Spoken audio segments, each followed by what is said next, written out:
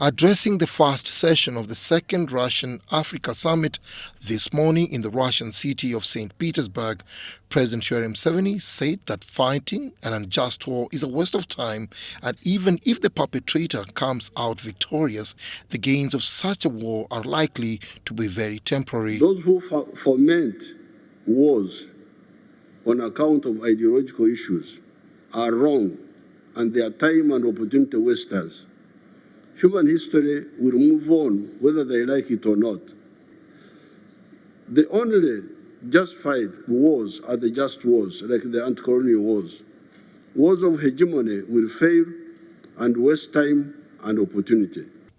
He castigated forces in Africa and foreign ones that are in a culture of overthrowing legitimate and democratically elected governments in Africa, the recent one having taken place in Niger, an act he said was shameful in the modern era. President Museveni further used the occasion to call upon Russia and other developed allies of Africa to help the continent do away with exportation of raw materials by supporting the continent's industrialization agenda. Those are products like processed coffee instead of bean coffee, chocolate instead of cocoa beans, textiles instead of just cotton, steel instead of iron ore.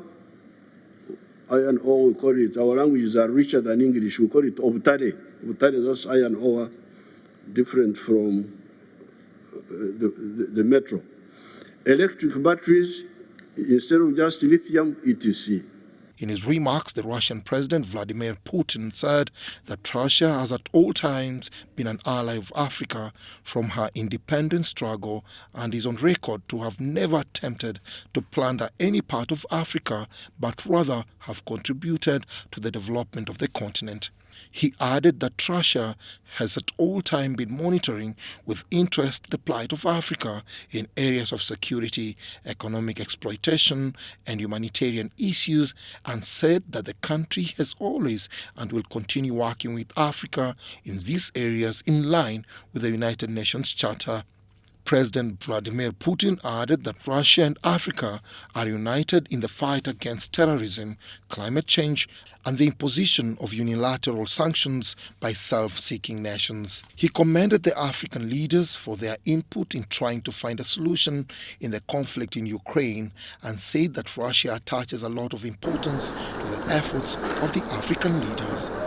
Dennis Igoa for UBC News.